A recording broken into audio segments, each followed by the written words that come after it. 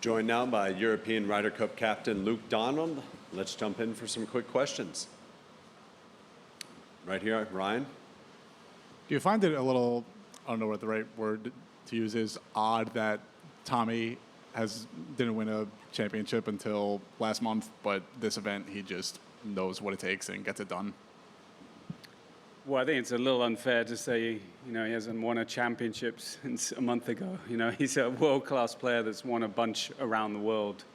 It took him a little time and had to, go through a few opportunities that let slip, for sure. But I think that, for Tommy, he reframes it in such a positive way, and I think that if you see it in a positive way, that the ones that get away, it only makes you stronger. And I think Tommy, he's a guy that just loves being around the team, and he loves contributing to that team.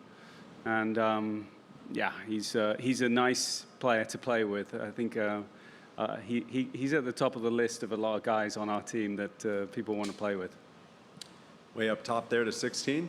Hi, Luke. Obviously, a lot was made of the president being here today. I know he was supporting America, but given he's such a big golf fan, just wondering, did he say anything to you or any of your guys at all when he was out there on the tee? Yeah, I saw Mr. President and shook his hand and said hello, and he said, you're becoming a real great leader. So it was very nice of him to say that, and it was again nice of him to support this event, and Here in the middle, 13. Luke, you got 3.5 points today out of Rory and John Rahm, knowing the dynamics that are involved with trying to win a road game. What's it like to be able to lean on those two guys in particular? I mean, in massive. I don't think John has lost in a team, one of the team, the four balls or foursomes since Paris. He's an incredible leader for us on and off the course, mostly, with the way he plays. Leader, Rory's, probably slightly more vocal in the team room, but again, Rory's talked about what the Ryder Cup means and the disappointments we saw in Wisconsin, and how much he relishes Ryder Cups and the opportunity to try and be a part of them and hopefully be on winning teams. He's made it quite clear that as one of his big goals was to win an away Ryder Cup again. And he played fantastic golf today. Over to Paul on 14. Fitzy, given his track record in this event, just with the way he played and how that went, was that particularly pleasing for you to see him play that well, and just what you thought of him and Ludwig together, seeing them for the first time in this event? Yeah, they gelled very well, and you never know when you're trying new partnerships under intense pressure, but they seemed very relaxed. Their personalities really gelled, and their games were fantastic. Fitzy especially played some scintillating golf. I mean, he looked very comfortable out there. He looked very confident, and just great to see, because there's been some media about his Ryder Cup record, and I've always kept telling him, you just never know when it's time to go and make some points. And I mentioned it even 2 years ago that Seve's first 2 Ryder Cups, I think he made 1 point, and now he's the legend of Europe. So there's always time, there's always this moment that he can contribute, and it's really good to see how well he played and how comfortable we looked out there. Mike 12, please. Yep. Hi, Luke. It appeared during the afternoon there was an incident where Rory made a gesture towards the crowd. Are you aware of that? Can you comment on it at all? I'm not aware. What hole was that? After the 11th hole.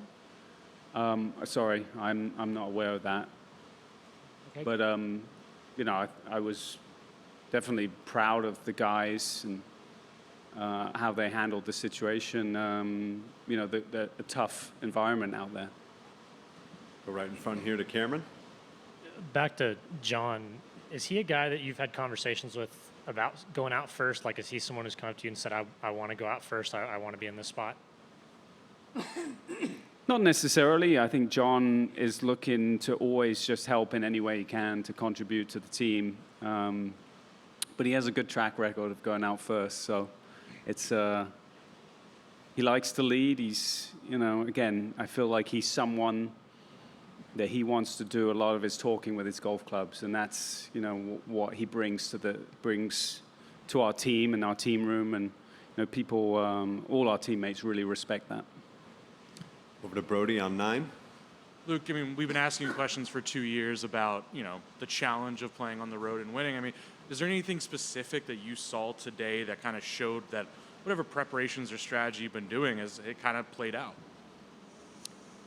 A lot of mental resilience. I think, you just look at some of the putts these guys hold when it mattered is pretty gratifying for a captain. Obviously this morning, to create a little bit of history with the 3 matches and how they were won was great. History is nice to accomplish. It doesn't mean anything unless we get 14.5 points on Sunday. But I just think, even this afternoon with, it gets louder as it goes. You cross the road and there's a lot of grandstands, there's a lot of hospitality.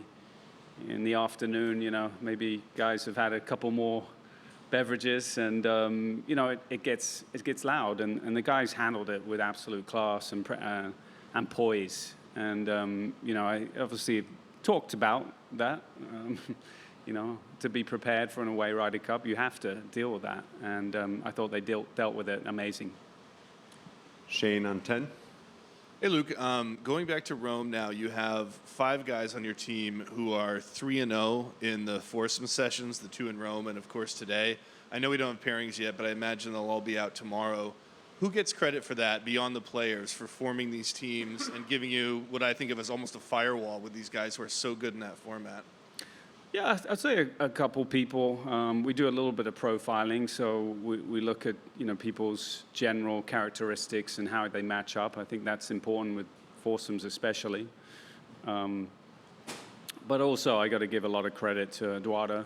I mean, I think he's so switched on, statistic-wise. Probably out of all the vice captains, he's the one I talk to the most, just because it really has a big part of our strategy and how we go about the pairings, the orders. He's very tuned into that stuff, and he's a big asset to me. Can I ask a quick follow-up on that?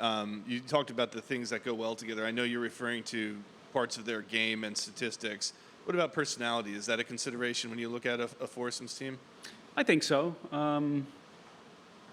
It's a little bit easier to put four-ball guys together in personality, but foursomes, it's a little bit more of a team, isn't it? I mean, you have to rely on your teammate even more. I just look at the successful partnership I had with Sergio. I thought we were quite different personality-wise. He was energetic, upbeat. I was pretty stoic, pretty just in my own little lane, but it seemed to work very well. So, I think I've learned a lot from that successful partnership. Thanks for your time, Luke. We appreciate it. Thank you. To watch another Ryder Cup video, click here and subscribe here.